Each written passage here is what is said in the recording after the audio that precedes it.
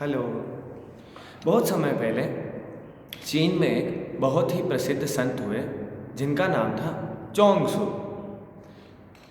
चोंगसू जिस राज्य में रहते थे वह एक बहुत ही छोटा राज्य था। और क्योंकि पहले चीन जो था वो बहुत ही छोटे छोटे या कुछ बड़े राज्यों में बटा हुआ था, तो एक बार क्या होता है, किसी छोटी सी बात को लेके कुछ छोटा सा मसला होता है, झगड़ा होता है, और पड़ोस में एक बहुत बड़ा राज्य होता है, वो उस छोटे वाले राज्य पे आक्रमण का ऐलान कर देता है जिसमें चोंगसू रहते हैं।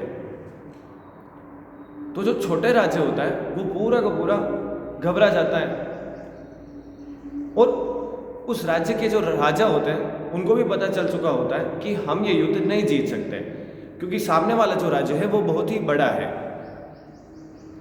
तो उस राजा का जो वजीर था वो संत चोंगसू से बहुत ज़्यादा प्रभावित था।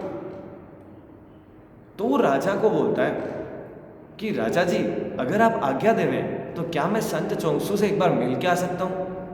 मैं हमेशा उनकी राय लेता हूँ, वो बहुत मदद करते हैं। राजा बोलता है, देखो मरना तो वैसे ही है इसे, तो तुम भले ही मिल के आ जाओ। वजीर पहुँचता है उनके पास, प्रणाम, वो बोलते खुश रहो।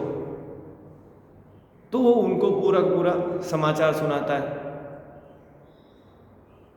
चोंगसू बोलते हैं, देखो इस मंदिर में एक भगवान रहते हैं, वो सिर्फ और सिर्फ मुझसे बात करते हैं।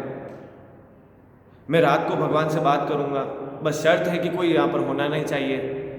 तुम कल आना, मैं तुमको बता दूंगा कि तुमको क्या करना है। तो वजीर बोलता है ठीक है। दूसरे दिन जब राजा, वजीर, सेनापति और बाकी दूसरे लोग भी जब संत चोंगसू से मिलने आते हैं, तब चोंगसू मंदिर से बाहर आके बोलते हैं, देखो विजयी भव। और चोंगसू बताते हैं, देखो मंदिर में जो भगवान है उन्होंने आज दिन तक मुझे जो जो बताया है सब कुछ हुआ है, और भगवान कह रहे हैं कि विजय तुम्हारी होगी। बस इतना बोलना हुआ, इधर राजा खड़े, वजीर खड़ा और सेनापति खड़ा। सब में ताव आ गया, सब में जोश आ गया कि बस।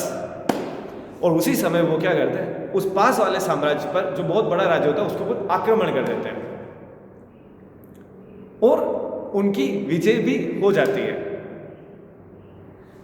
ये है पावर ऑफ पॉजिटिविटी, सकारात्मक सोच की ताकत। तो पास वाले साम्राज्य पर अटैक करते हैं और वापस लौट रहे होते खुशी खुशी।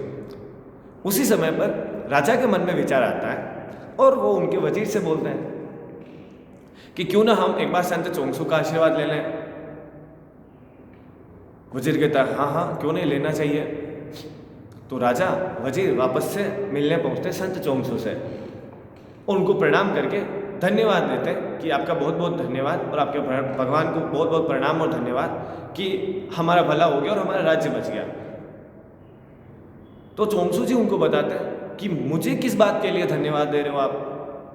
मेहनत आपने करी, युद्ध आपने लड़ा, सारे कार्य आपने करे, रणनीति आपने बनाई, इसकी जीत के भागीदार भी तो आप ही हैं।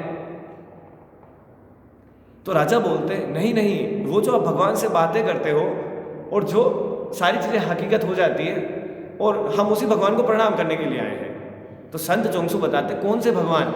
उस मंदिर के अंदर तो कोई भगवान नहीं है, वो तो बस मेरी आदत है कि मैं लोगों को बोल देता हूँ और वो चीज़ हो जाती है, इसीलिए मैंने तुमको भी बोल दिया और वो चीज़ हो गई।